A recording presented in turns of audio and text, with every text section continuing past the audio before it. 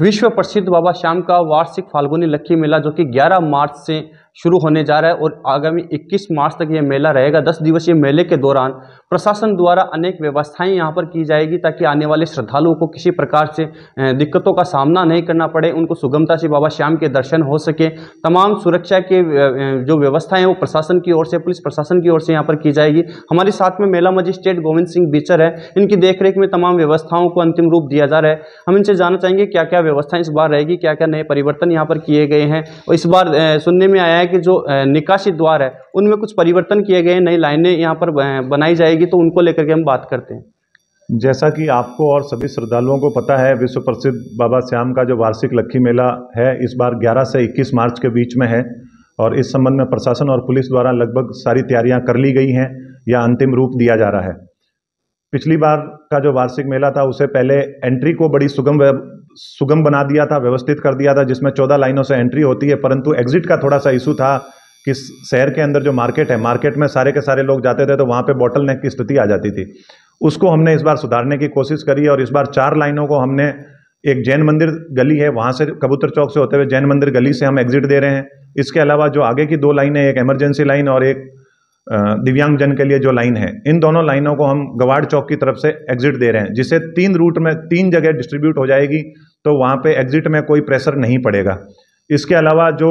खाटू श्याम जी आने के जो रास्ते हैं, जो वर्तमान में जो सबसे ज़्यादा प्रचलित रास्ते हैं, एक तो रिंगस से रास्ता है, दूसरा मंडा से होते हुए है। ज़्यादातर श्रद्धालु 80 से 90% श्रद्धालु उन्हीं दोनों रास्तों से आते हैं, परंतु चूंकि मेले के दौरान रिंगस वाला जो रास्ता है वो पैदल यात्रियों के लिए ही कर दिया जाता है और वहाँ पे नो व्हीकल उसको डिक्लेयर कर दिया जाता है। तो मंडा वाला जो रास्ता है वहाँ पे ट्रैफिक का आवागमन बहुत ज़्यादा हो जाता है, ट्रैफिक की स्थिति बनी रहती है और उस तरफ जो 52 बीघा पार्किंग है, ऑल दो काफ़ी बड़ी पार्किंग है, हमारे 7 से 8 हज़ार गाड़ियाँ वहाँ पे खड़ी हो जाती हैं, लेकिन तब भी वो लास्ट के 2-3 दिनों में, मेले का जो अंतिम दिन होते हैं वहाँ पे वो भी भर जाती है। तो इसलिए हमने इसमें कार्रवाई जो है पिछले 6-7 महीने से हमने कार्रवाई कर रहे हैं और हमने एक वैकल्पिक रास्ता जो जयपुर, अजमेर या दिल्ली से जयपुर होते हुए जो भी श्रद्धालु आते हैं उनके लिए हमने तैयार करवाया है। जयपुर से होते हुए रेनवाल, रेनवाल से होते हुए पचार, पचार से लामिया और लामिया से खाटू श्याम जी के लिए नया रास्ता हमने बनवा दिया है, जिसमें 2 किलोमीटर का पैचवर्क बाकी है, बाकी सारी की सारी रोड हमने नई बनवा दी है। तो जो भी श्रद्धालु इस रूट से आएंगे, अजमेर, जयपुर से जो श्रद्धालु आएंगे, इन सबसे प्रशासन की ओर से यही अपील है कि आप ये वाले रूट से आएँ ताकि आपको कम असुविधा हो। और यहाँ पे इस रूट पे भी हमने सीतारामपुरा जोड़ी है, वहाँ पे हमने पार्किंग की व्यवस्था करी है और यहाँ से बहुत आसानी से और सुगम दर्शन श्रद्धालुओं के हो पाएंगे। सर, पार्किंग के नाम पर खाटू श्याम जी में लूट खसोट मची रहती है। जो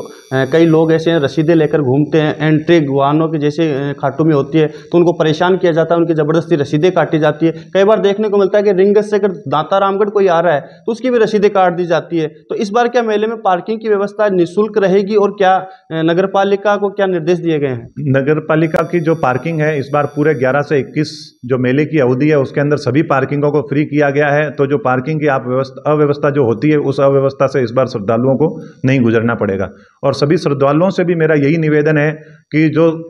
प्रशासन के द्वारा पार्किंग बनाई गई है, 52 बीघा पार्किंग हो गई या सीतारामपुरा जोड़ी में पार्किंग हो गई, इन पार्किंगों में ही अपने व्हीकल्स को लगाएं। ये नहीं करें, श्रद्धालु कई बार ऐसा कोशिश करते हैं कि हम एकदम मंदिर के पास में जाके अपने व्हीकल को लगाएं, जिससे शहर के अंदर ट्रैफिक की भी अव्यवस्था होती है, प्रशासन को भी अव्यवस्था होती है। तो मेरा सभी श्रद्धालुओं से भी निवेदन है कि प्रशासन और पुलिस के द्वारा जो व्यवस्था बनाई गई है उस व्यवस्था में सहयोग करें।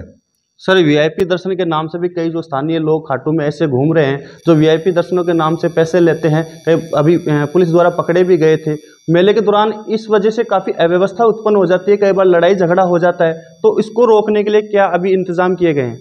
पिछली बार तो नॉर्मल डेज में वहाँ पे बैरिकेडिंग नहीं होती है, बट इस बार हम परमानेंट बैरिकेडिंग करवा रहे हैं ताकि बैरिकेडिंग के बीच में से कोई भी वीआईपी के नाम से कोई कहीं पे नहीं घुसा सके, ताकि पीछे से ही जहाँ से लाइन है उस लाइन के अंदर घुसेंगे और बीच में से घुसने का कोई प्रावधान ऐसा रहेगा नहीं। इसके अलावा हमने 200 कैमरा CCTV पहले से चल रहे हैं। इसके अलावा जहाँ से ये होटल, धर्मशाला, दुकान वाले अपने पीछे के रास्ते से अंदर लाइनों में घुसा देते थे किसी श्रद्धालुओं को वीआईपी दर्शन के नाम पे, उनके आसपास में हमने CCTV कैमराज लगाए हैं। उन CCTV कैमराज से गहन हम उनकी मॉनिटरिंग करेंगे और ऐसा कोई अगर पाया गया, कोई दुकान वाला या धर्मशाला वाला जो वीआईपी दर्शन के नाम पे लाइन के अंदर अपनी दुकान के पीछे से घुसा के और आगे निकाल देता है, तो उसके खिलाफ सख्त से सख्त कार्रवाई होगी। और ये भी हो सकता है कि मेले अवधि के दौरान हम उनकी दुकान को या धर्मशालाओं को सीज कर दें।